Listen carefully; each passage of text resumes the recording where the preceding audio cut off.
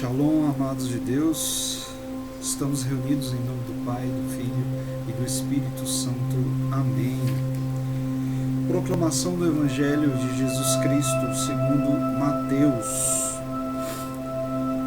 E respondendo Jesus, falou-lhes novamente em parábolas, dizendo: o reino de Deus é semelhante a um rei, que fez as núpcias de seu filho e ordenou aos seus servos que chamassem os convidados para as núpcias, mas eles recusaram a vir. Enviou de novo outros servos, dizendo: dizei aos convidados: eis que está preparado o meu banquete, os meus touros e os animais cevados já estão mortos, e tudo está pronto, vinde às núpcias. Mas eles desprezaram o convite e se foram, um para sua casa de campo, outro para seus negócios, outro, porém, lançaram mão dos servos que ele enviara, e depois de o haverem ultrajado, os mataram. Mas o rei, ouvindo isso, exasperou-se, e tendo feito marchar os seus exércitos, acabou com aqueles homicidas e pôs fogo às cidades deles. Então disse aos seus servos: as núpcias com efeito estão preparadas, mas os que estavam convidados não foram dignos de tomar parte do banquete. E depois as saídas das ruas, e a quantos achardes, convidai-os para as núpcias. E tendo saído os seus servos pelas ruas, reuniram a quantos encontraram, maus e bons. E ficou cheia de convidados a sala do banquete, para as núpcias. Entrou depois o rei para ver os que estavam à mesa, e viu ali um homem que não estava vestido com veste nupcial, e disse-lhe: amigo, como entraste aqui não tendo veste nupcial? Mas ele emudeceu. Então disse o rei a seus ministros: atai-o de pés e mãos e lançai-o nas trevas exteriores. Aí haverá choro e ranger de dentes, porque são muitos os chamados e poucos os escolhidos. Palavras da salvação. Glória a vós, Senhor. Bom, hoje, na meditação passada, nós meditamos sobre o julgamento, a diferença do julgamento do escravo do mundo e do escravo de Maria, né? E esse julgamento, ele culmina só em dois possíveis resultados, né? Ou o inferno ou o céu. Simples assim. Hoje nós vamos meditar sobre o inferno, né, e amanhã sobre o céu. Então essas duas meditações, elas são importantíssimas, né? A meditação de hoje, em primeiro lugar, ela vai ser um comparativo, né? As duas, a de hoje e a de amanhã, ela vai ser um comparativo com a nossa realidade, né, terrena, mundana, né? A gente vê a importância da nossa caminhada aqui, né? Que culmina no pós-vida, não é isso? Então, no primeiro ponto de hoje, eu vou falar sobre as penas, né,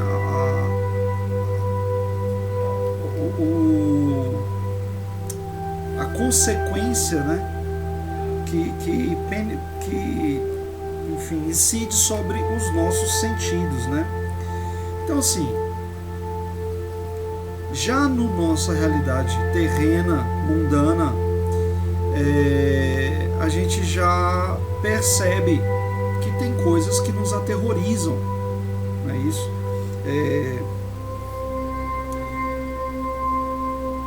Por exemplo, alguma enfermidade, né, nos castiga tanto, né? A falta de um dos sentidos, né?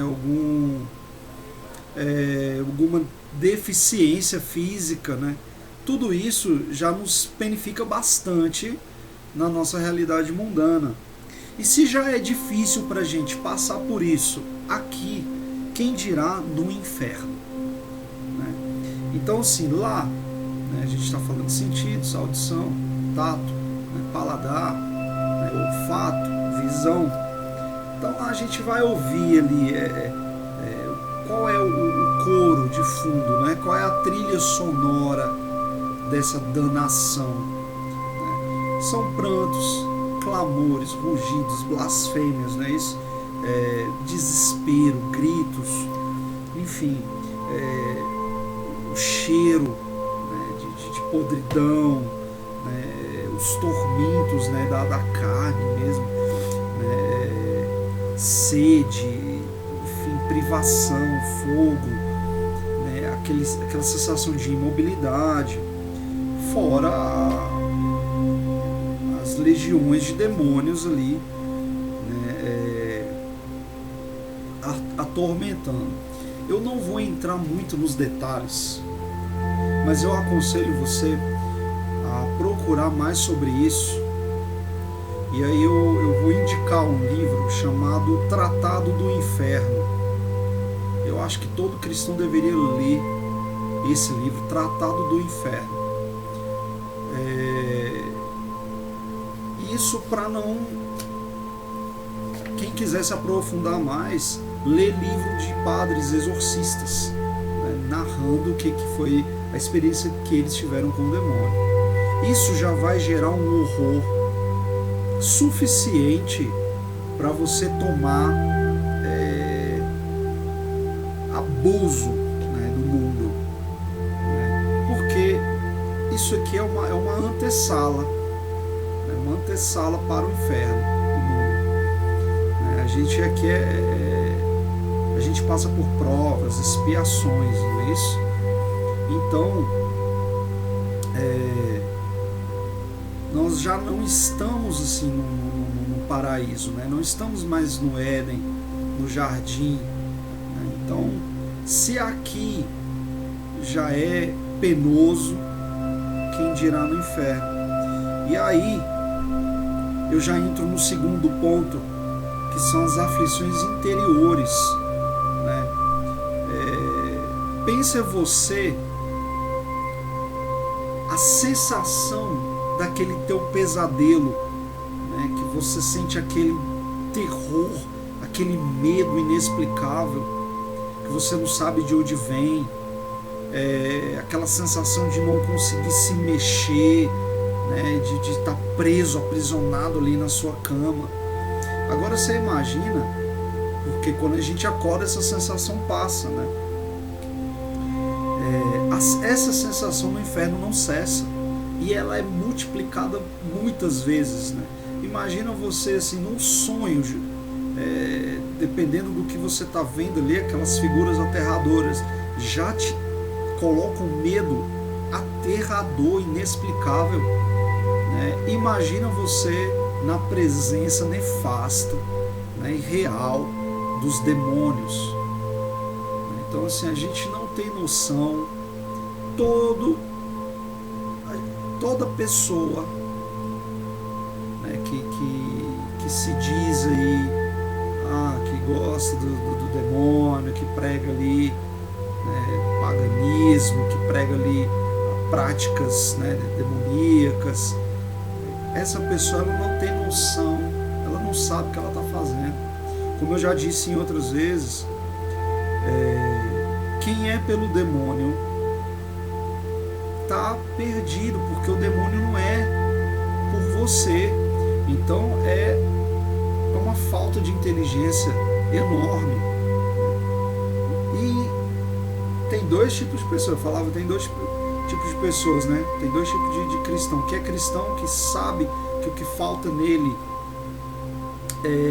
é Deus, e aí ele acaba buscando no mundo. E tem o que sabe que o que nos falta é Deus e vai buscar em Deus, né? É o que sabe que está buscando a Deus e o que não sabe que está buscando a Deus. Só que tem também dois tipos de seguidores do demônio. Aqueles que sabem que está seguindo o demônio, né? que aderiram à religião luciferiana e a demais denominações e seitas,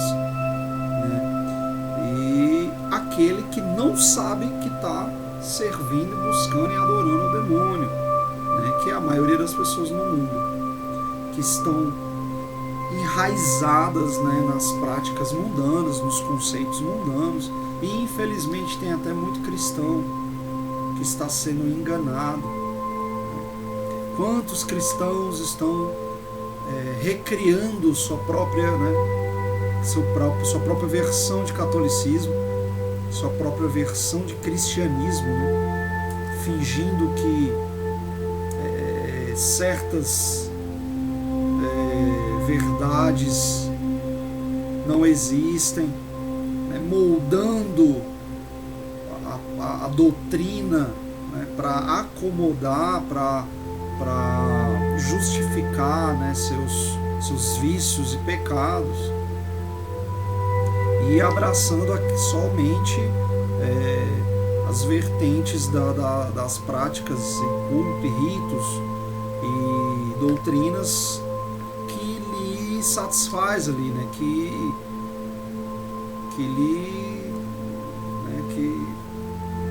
vem a calhar para ele ali, né? Que lhe convém. Então, o grande problema,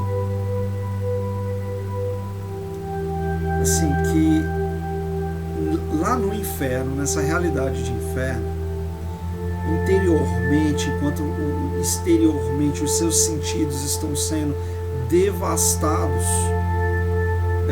interiormente sempre está vindo a lembrança, né? A lembrança maldita dos enganos, né? Ele vai lembrar ali daquela festa, né? Que ele cometeu adultério, né? Ele vai lembrar de cada ponto, de cada coisa na vida dele, né? Que o mundo enganou, né?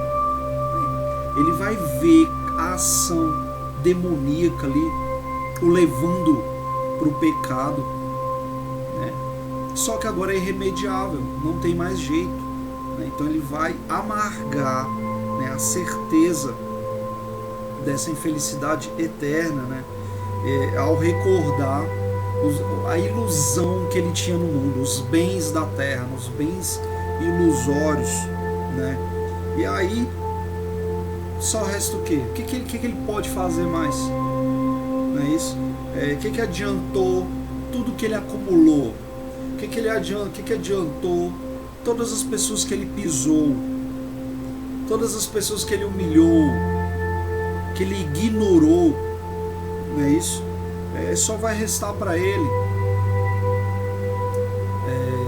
revolta, né? Raiva, desespero, ódio. Quantas brigas ele acha que ganhou, né?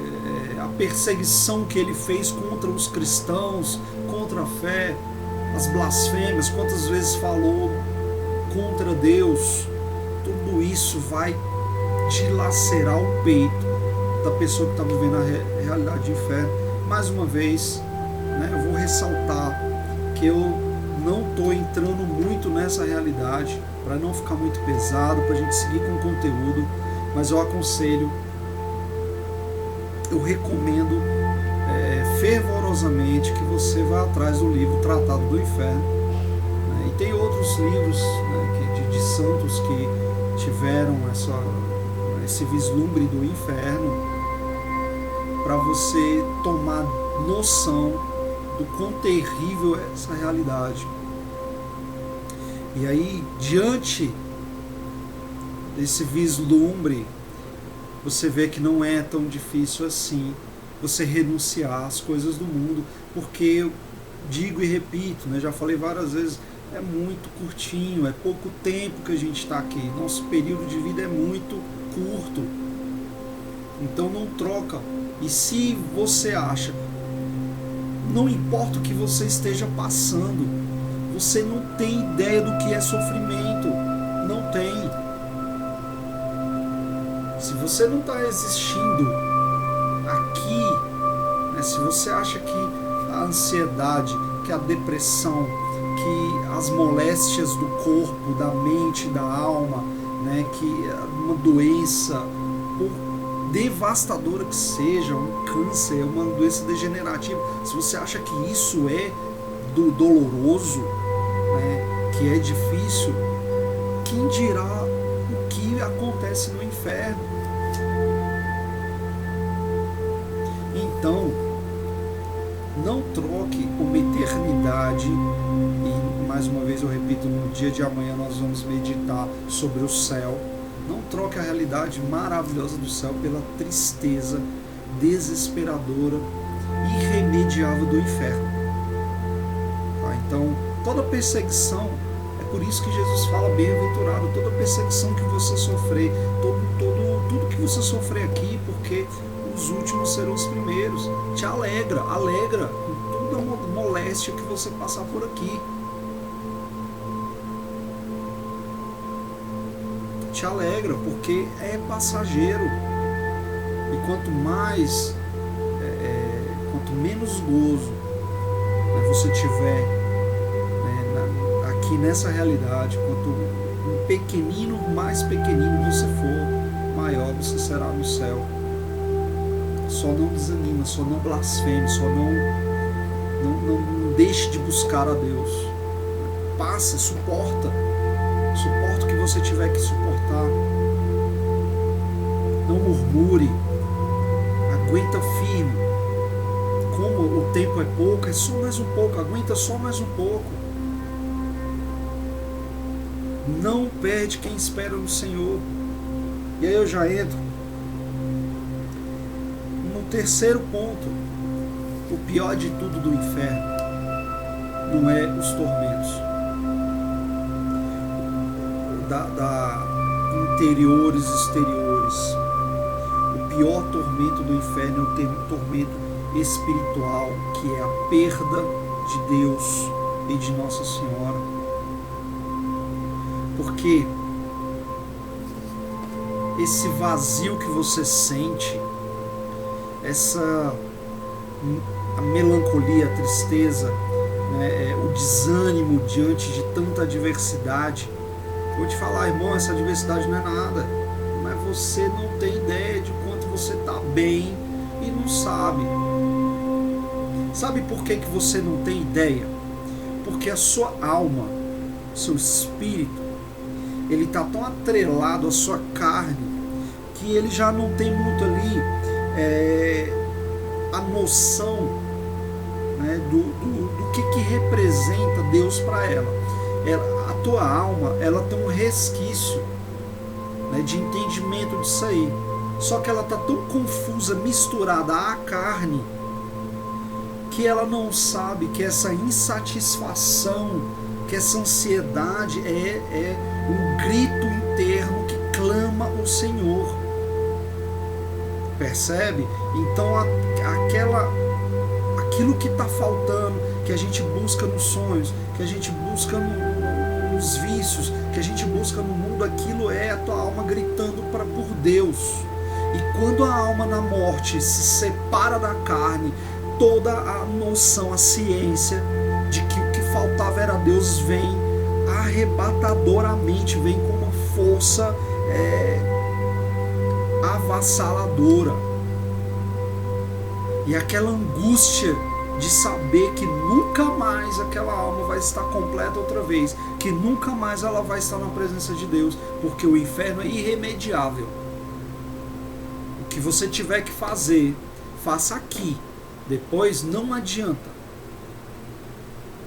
Então,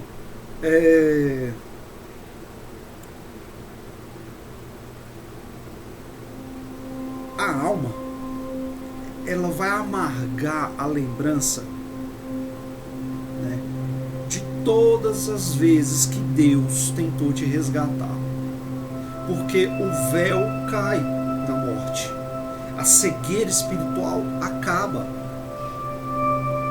Então, o que é ilusão, todas as mentiras do diabo são reveladas, sabe? As falsas crenças diante da realidade do inferno, diante da realidade demoníaca e diante da realidade divina. O que sobra das tuas convicções? que é o teu viés político, o teu viés espiritualizado, quando você se depara com a verdade que é Jesus Cristo e o que antagoniza Cristo, que é o demônio. Todas as tuas prudências, todos os teus zelos, todas as tuas ciências, aquilo ali de nada, tudo vai cair. Aí você entende, quando a tua alma se desprende da carne, você entende que a sabedoria do homem é loucura, que o que o homem sabe é loucura diante da sabedoria de Deus. Aí não importa nada. Teu discurso inflamado, tua birra com Deus, tua preguiça espiritual, a tua impetuosidade, tua mania de atropelar as coisas de Deus, de botar o carro diante dos bois, teu jeito de fazer as coisas, a tua soberba, e aí? Teus medos, tuas carências, e agora? Tudo que você vai lembrar e amargar é todas as vezes que aquele servo de Deus, lembra aquela senhorinha que estava com aquele santinho que te entregou e você pegou, às vezes amassou, jogou fora, às vezes até passou direto e não pegou. Todas as vezes que aqueles irmãos, né, bateram na porta em dupla para tentar falar de Deus e você recebeu mal. Todo auxílio divino que você desprezou, o convite, esse é doloroso, porque não há doce como, não há ser mais doce do que Nossa Senhora, assim como não há ser mais terrível como Nossa Senhora.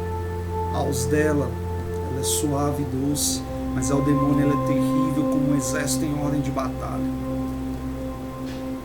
Então, o convite do Espírito Santo feito a você, para que você se torne um escravo de Maria, esse amarga para quem recusa.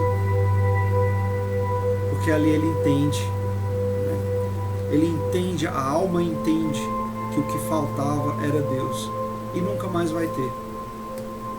Esse é o maior desespero do inferno.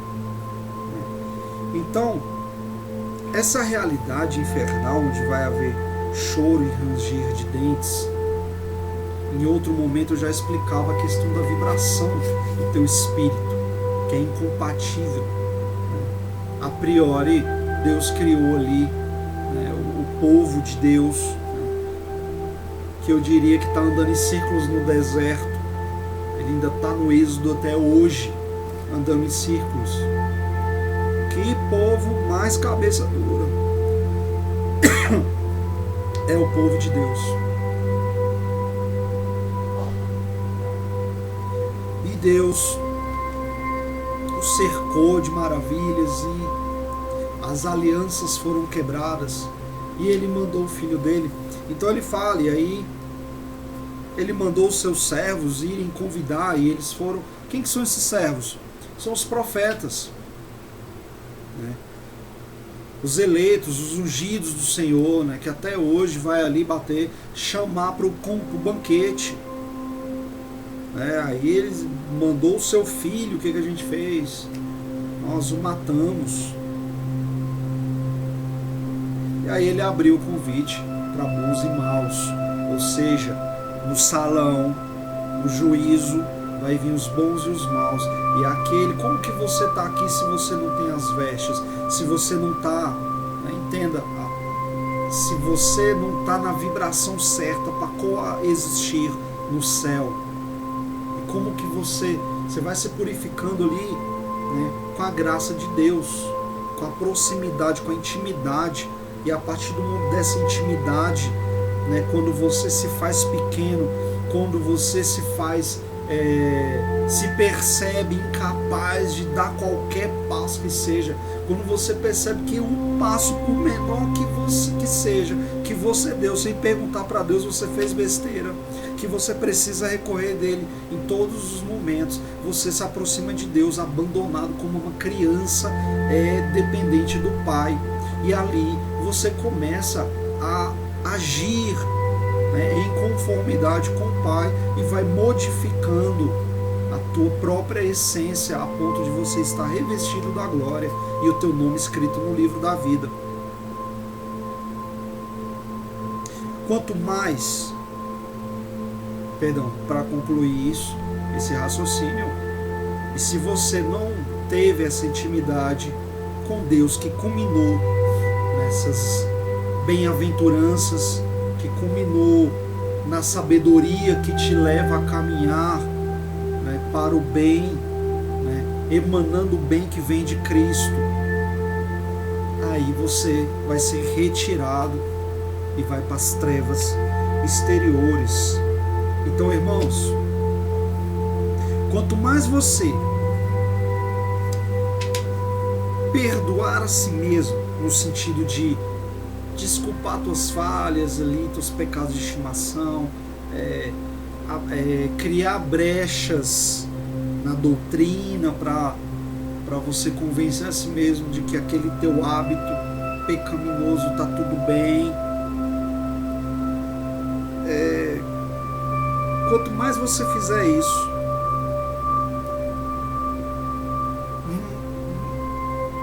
mais fortemente você vai ser atormentado na realidade do inferno. O teu maior pecado, o teu maior vício, a tua maior concessão perigosa, teu maior apego, ele vai ser a tua maior ruína, a tua maior tortura. Então,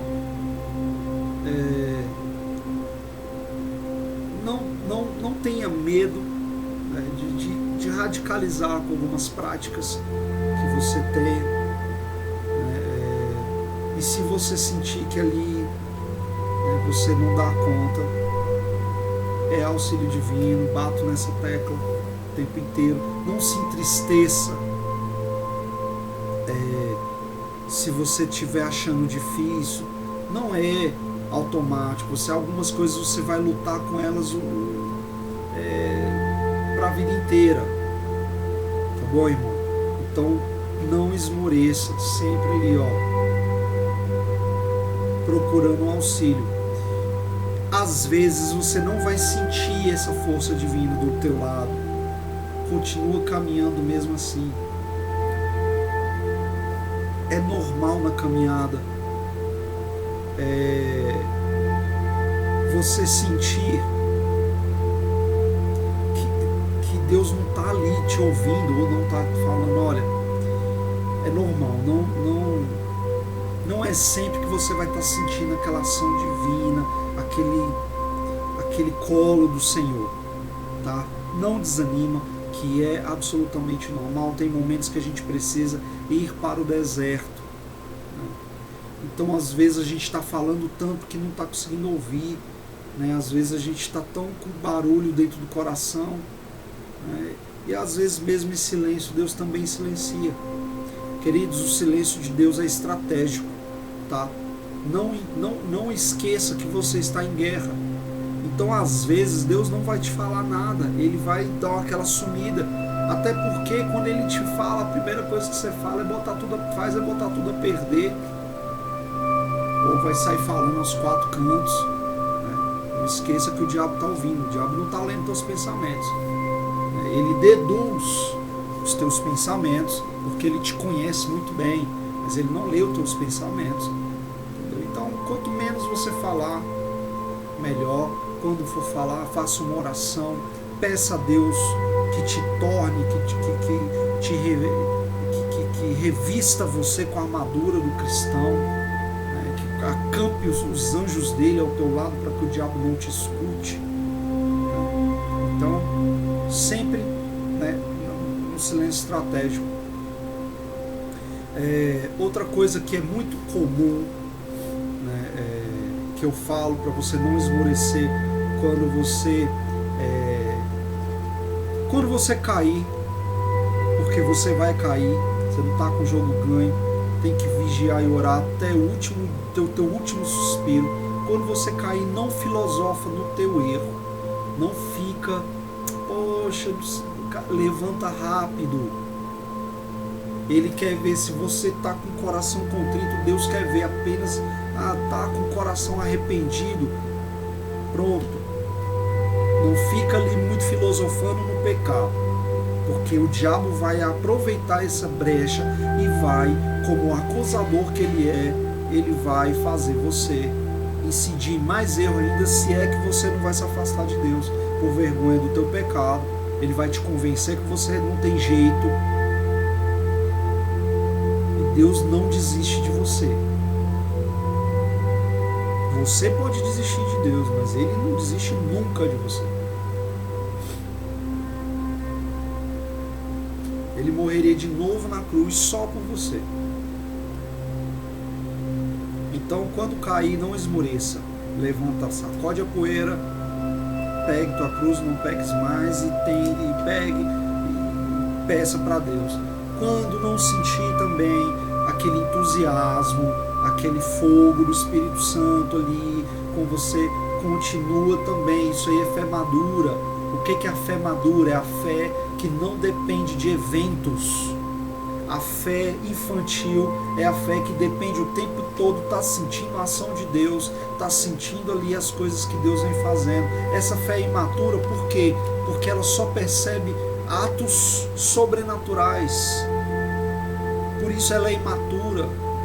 Deus, ele fala com você em 90% das vezes por meios naturais. Por quê? Porque o meio natural foi criado por Deus. Imagina você, que o inventor do telefone, inventou o telefone, está com o telefone na casa dele, inventou o telefone e botou na sua casa. Agora você pode o quê? Ligar um para o outro.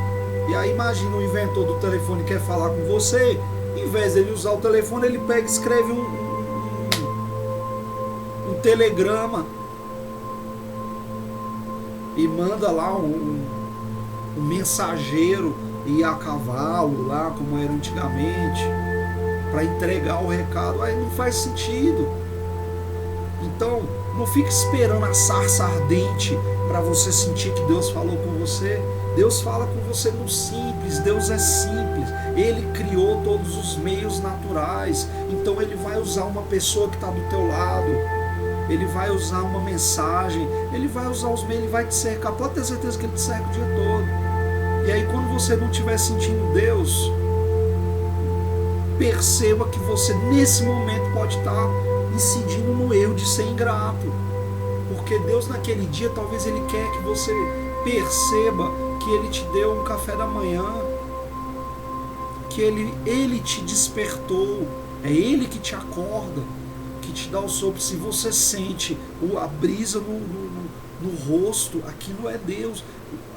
Os sentidos, eles se dão através de Deus. Os sentidos, os 5 sentidos, eles passam por Deus.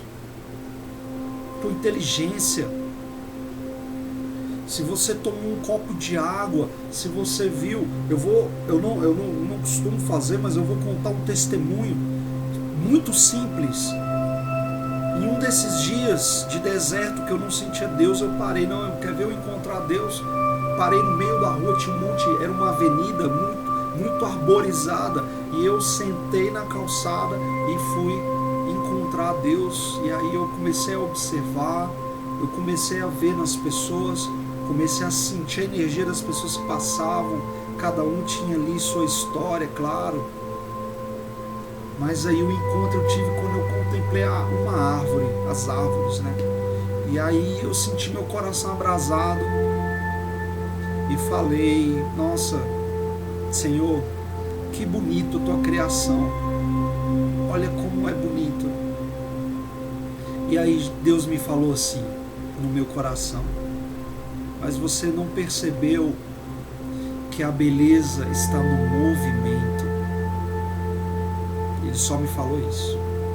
E aí eu observei de novo e vi que ventava e havia uma dança nos galhos ali. Quer dizer, muito simples, não é isso? Então, procura, quando você não estiver sentindo a ação de Deus na tua vida, é o melhor momento de você perceber a grandeza dele. E aí você vai ver que ele está realmente em todos os lugares. E às vezes ele está silenciando para te dar oportunidade de enxergar as pequenas belezas que ele te cercou. É tanta coisa. Eu não sei se você já teve experiência de visitar as igrejas do período barroco. É tanto detalhe que quando você entra na igreja, você não sabe muito é quase uma poluição visual. Você não sabe nem para onde olhar de tanto detalhe. Então, a gente é bombardeado pela ação de Deus o dia inteiro. Então, esse exercício de gratidão, ele é melhor quando você não está sentindo. E aí quando você não está sentindo essa ação de Deus na tua vida, não está sentindo aquela presença, não está sentindo aquele entusiasmo, a tua fé está, né, você está até com preguiça de rezar, você não está falando muito com Deus, esse é o melhor momento. É aí que a fé madura acontece. Como eu falava, a fé imatura, ela precisa de grandes eventos. Quando Deus vem ali, arrebata teu sentido, te emociona, você vê ali uma conversão ali, outra aqui, e aí você vê aquela ação, você começa a aprender um monte de coisa, e você tá, e aí de repente tudo, né, passa aquela onda e vem uma água calma, um remanso, uma coisa, quase uma estagnação, e você fica meio que viciado na sensação. Imagina se Deus ele fosse assim, nessa constância, ele até te prejudicaria. E Deus nunca vai te prejudicar, porque você viciaria. Simples assim. A gente é tão corrompido que até isso a gente vai tentar sujar a nossa relação com Deus. A gente ia ficar querendo cada vez mais, e sim, Deus sabe as doses que Ele manda. Então é preciso que a gente tenha uma fé madura, que não dependa de eventos, que a gente continue caminhando quando tudo parece que Deus nos esqueceu. Ali é a tua hora, ali é o teu momento máximo de você realmente tomar posse da tua fé, porque é nesse momento que Deus se afasta, que Ele está testando a sua fé. Porque no momento que Deus está mostrando a obra dele, que Ele está mostrando a presença, está dando a você senti-lo, você não precisa de fé ali, porque ali você já está sentindo, você já está vendo Ele, já está ouvindo, já está o Espírito Santo ali. Agora, quando tudo silencia, é aí, bem-aventurados os que têm fé. Então, não desanime quando você cair. Caiu, levanta. Não desanime quando não sentir a ação de Deus. Esse é o momento de ter fé, de exercitar a maturidade da tua fé. Não desanime, é normal. Outra coisa que é normal é você achar que essa consagração não é para você. Porque se você, no momento que você falar, cara, eu me encontrei, é isso mesmo, então, é falta de humildade. O predestinado, ele é tão assim, tão humilde, ele já tem aquilo nele, né? Ele é soberbo em tudo, mas nisso aqui o espírito dele vai se lembrar da predestinação dele, e ele vai sentir: eu não sou digno. E é verdade, você não é digno. Ele vai sentir: eu não dou conta. É verdade, você não dá conta. Que dignifica teu coração para que Cristo nasça nele através dessa consagração é a presença de Maria. É o mérito dela, não é o teu. Não é você que dá conta, é ela que faz isso por você. Pode ser que a tua soberba faça você querer decorar toda essa essas explanações, pegar os livros para ler, que é o Tratado da Verdadeira Devoção, escrito por São Luís Maria de Montfort. Depois você compre e leia, tá? Eu estou mastigando para você aqui, né, para você ter uma experiência mais aprofundada, mas é bom que você leia. E aí quer fazer 1, 2, 3 vezes a preparação porque julgou? Não, eu ainda não estou preparado, isso é ego. Consagre. Não espere. O nosso lado humano, ele quer a melhor data, ele quer o melhor dia, ele quer... Isso aconteceu comigo, eu estou falando de experiência própria. Ele quer ali a melhor roupa para consagrar. Olha, mas Nossa Senhora é simples. Ela é simples. Ela é aquela que se esconde para que o filho dela apareça. Então, é normal. Continua em frente. Poxa, eu não entendi, não consegui praticar isso aqui. Vai em frente. Consagra. Consagra. Tem muita coisa que você não vai conseguir sanar em você, que é com o tempo. Todos os anos, isso que você está vivendo aqui, você vai repetir. Você não vai precisar mais ver o vídeo. Mas aí você vai ler ali o exercício daquele dia e o Espírito Santo, o próprio Espírito Santo, vai comunicar para você o que você precisa naquele momento. Toda vez que você renova e lê o tratado, ele é um tratado diferente. Até porque as coisas que você está vivendo são diferentes. Sua percepção é outra. Você vai perceber coisas que você não percebeu anteriormente. Você vai estar mais aguçado. Consagra, bota ali o teu cadeadinho, amarra tua alma em Maria e depois você vai arrumando o trem em movimento. Como eu dizia, um sintoma de predestinação que fala você é um predestinado correto é quando você acha, olha, não consigo, isso aqui não é para mim. Então isso é um sintoma. Eu vou falar agora, vou aproveitar e vou falar dos falsos. Vou te explicar o que são os falsos consagrados. São 7. Você vai ter o devoto crítico, né? O falso devoto, que é o crítico, o escrupuloso, o exterior, o devoto exterior, o devoto presunçoso, o devoto inconstante, o devoto hipócrita e o devoto interesseiro. O crítico, o devoto crítico, o falso consagrado, o falso predestinado, né, crítico, ele geralmente ele é muito sábio, ele é muito orgulhoso, né, tem aquela questão da inteligência, né, ele assim, lá no fundo, ele até que tem ali uma devoção a Maria, mas assim, ele tem assim, ele acha que é abusivo, sabe? Ele não, é um exagero, isso aqui você não precisa e tal, você não precisa disso aqui e tal. Então ele é muito perigoso, por causa dessa inteligência ele é muito perigoso, né? Porque ele acaba ali pregando contra, né? Eu vou explicar por que você não precisa ter medo, né?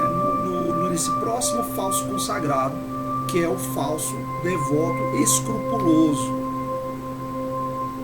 O falso consagrado escrupuloso é aquele que tem escrúpulo na devoção. Ele tem medo de rezar para Maria, ele tem dedos para rezar para Maria, porque ele acha que se ele estiver honrando demais a Maria, ele está desonrando a Cristo.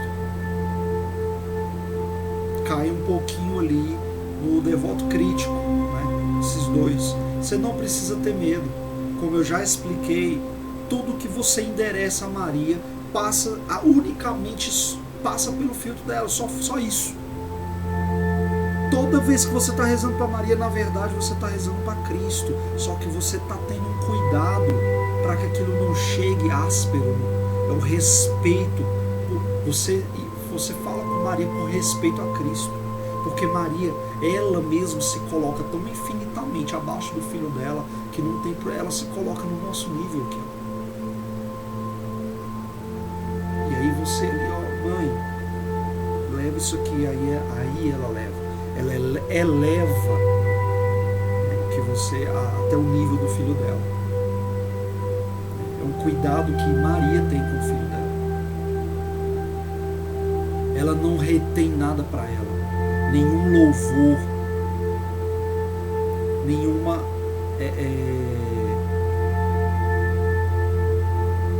ninguém que a venere, ela retém para ela. É tudo pro filho dela, toda a honra e toda a glória é para Cristo e ninguém mais. Entende? Então não precisa ser escrupuloso, não precisa ter medo de desagradar a Cristo. Pelo contrário, você está agradando a Cristo, se rendendo, porque primeiramente Cristo fez isso. Tome o exemplo de Cristo, que se submeteu por humildade, porque quis, por 30 anos, dos seus 33 anos. Então, o terceiro falso consagrado é o consagrado, é o devoto exterior. Literalmente é tudo da boca para fora. Ele tem ali, ele ostenta aquela devoção, só que ele não está interiorizado com a devoção, sabe? É até duro de coração, não produz assim fruto nele, sabe? É só exteriormente. E às vezes esses são os que mais aparentam, assim. Anda sempre com uma estampa ali, né, de Maria, usam cadeias muito exageradas, né? Isso aqui é uma cadeia, tá? Quando você se consagrar, isso aqui é o símbolo. Santos já deram testemunho de ver no mundo espiritual essas cadeias brilhando como se fosse assim, um laço de luz, né, que liga a sua alma ao Espírito Santo, a Maria. É para a eternidade. Quando você se consagra para todo o sempre. Sua alma vai ser mariana e tem um selo irremediável. Eu já vi testemunho da pessoa se desvirtuar de tal forma do caminho, de esquecer a consagração. A queda foi tão grande, por isso que eu falo, não filosofa no pecado, a tua queda, caiu, levanta e continua caminhando. A queda desse irmão foi tão grande que ele tentou vender a alma ao diabo. E quando o diabo foi invocado, quando ele veio, falou, não posso, porque essa alma tem dono. Olha que testemunho, né? Mesmo afastado, é para a eternidade. A sua cadeia, né, pode ser um anel, né, que remeta ali, né? Eu já vi cadeias com os elozinhos, né, como se fosse uma corrente mesmo, um cadeadinho. Você pode ter a cadeia no pulso, né, com um cadeadinho no pescoço, né, cadeadinho na cintura, no tornozelo. Recentemente, quem vai falar é Maria, onde é que você vai colocar. Recentemente, um consagrado que eu acompanhei, eu me surpreendi, a cadeia dele eram brincos, eu ainda não tinha visto, né? Não é um adorno, tá? Algumas incomodam. Então, por que eu estou falando das cadeias aqui? Mais na frente eu vou explicar melhor. Eu estou falando porque eu já vi devotos exteriores usar grilhões iguais àqueles das senzalas antigamente, um exagero, porque Nossa Senhora não iria pedir algo que escandalize, sabe? Ela é muito. Então, assim, eu não é só por causa disso, não, porque eu ouvi práticas que estavam denegrindo a imagem dessa consagração. Tá? Então, quando você vê, eu fiquei sabendo que fulano e tal padre não aceita, tal.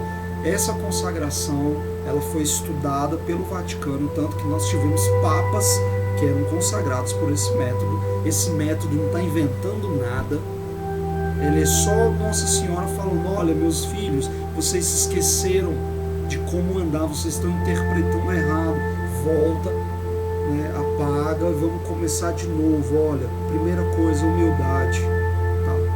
É só isso que esse método faz. Esse método é um resgate do caminhar certo, e caminhar ancorado, né, com a mãozinha dada a Maria, para que ela te ajude a não cair e não descumprir teus votos. Então ele é reconhecido, ele foi largamente estudado pelo Vaticano, ele é reconhecido, ele gera um documento reconhecido, tá? Depois eu vou explicar que documento é esse. Você se torna um leigo consagrado, porque tem dois consagrados, o leigo e o religioso. O religioso é o padre, a freira, e tem um leigo que são, né, nós. Tem outros votos também. O padre tem os votos dele, nós temos o voto totus tuus, né, totus tuus Mariae, que é por Maria e Maria com Maria e para Maria. Eu vou explicar em outro momento, tá bom? Então, se você porventura se deparar com algum sacerdote, ou alguém que fale mal dessa consagração, essa pessoa está desorientada, tá? Não discuta. Maria não quer nunca que você fique se indispondo. Maria é a rainha da paz, tá? Ela não quer que você fique se indispondo com as pessoas. Ela sempre vai fazer as coisas de maneira que a paz seja mantida. Você fala tudo bem, ora pela pessoa, mas não se indisponha, mas é só um fruto de falta de informação, tá bom? Então, muitos desses até viram exemplos ruins de falsos devotos, falsos consagrados, né?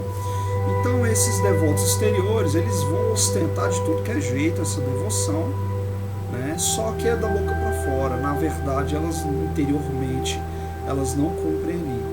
E aí tem os devotos presunçosos, o falso consagrado presunçoso, que é aquele que ele ama o mundo, né? Ele continua entregue, né, a seus vícios, suas paixões, né?